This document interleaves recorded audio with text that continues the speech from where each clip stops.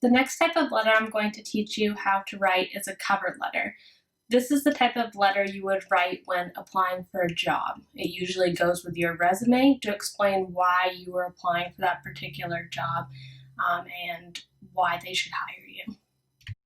Because it's for a job, a cover letter should always be formal. You're trying to impress them, you would like to have this job, and you are also being given the opportunity to show that you know how to write well and in a professional manner. No matter what job you're applying for, you'll want to put your name centered at the very top of the page with your address, phone number, and email address so they know how to get in contact with you. That would all go across in one line, unlike how we normally do addresses.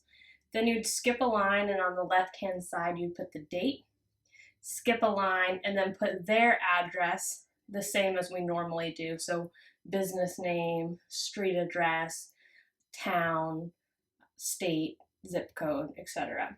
Then skip another line and write either dear whoever you're talking to if you know the person who is particularly in charge of hiring, or to whom it may concern if you're not sure. Remember, if it's dear, we use a comma. If it's to whom it may concern, we use a colon. In the first paragraph, you're going to want to tell them how you found the job. So if you were referred by a friend, or if you found it on a job listing online, or if you work for the company but in a different department or something like that, and or talk about how you're so excited to be able to apply for this position. So you could start with, I'm writing in because I saw your post in the blah, blah, blah, or you could say something like, please accept my application for the whatever position. So they know right off what this is for.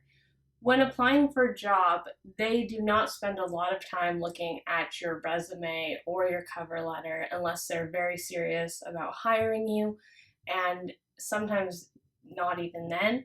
So you need to be straight to the point and tell them exactly why you are writing in and what it's about. In the next paragraph, you're going to talk about what you know about the position and why it would be perfect for it. So I know that this position requires a lot of community involvement or customer service or organization. Whatever the job is, talk about the job so they know that you understand what the job entails, and then explain why you're perfect for that job. Because they're getting your resume along with your cover letter, they're going to have your work experience, but your work experience doesn't say every single little thing that you do in that job. So even though you've worked at one job that might make you highly qualified for this job, they might not see that unless you fully explain how it makes you good for that position. So I used to work at summer camps. I had a lot of experience working with kids, even though I hadn't been a teacher yet.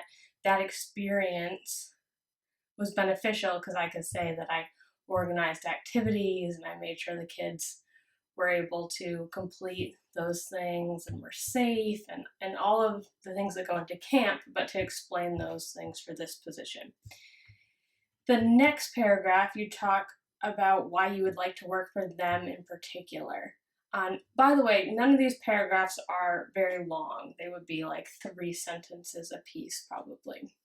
But talk about why you would like to work for their company, kind of brag about them, let them know why you think it would be really nice to work there. So I've heard that you guys care a lot about community outreach, or that you are active participants in a particular charity, or your mission statement says blah, blah, blah, and I really resonate with that. All those things are going to show that you've done your homework on their business. And then the last paragraph, you want to talk about why you are the best person for this position.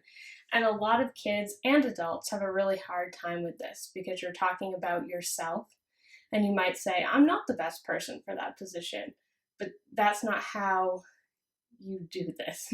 You are the best person for the position, and here's why you're the best person for the position. Talk about all your strengths again, reiterate why you would be a good fit for their business, and then sincerely and your name. You could say something at the end of the last paragraph about, I look forward to hearing from you soon, or something like that, but I would reserve that for after you've actually had an interview. So going to an interview and then afterwards emailing the interviewers and saying, thank you for sitting down for the interview, and I hope to hear back from you soon, that kind of thing. So that is how you do a cover letter.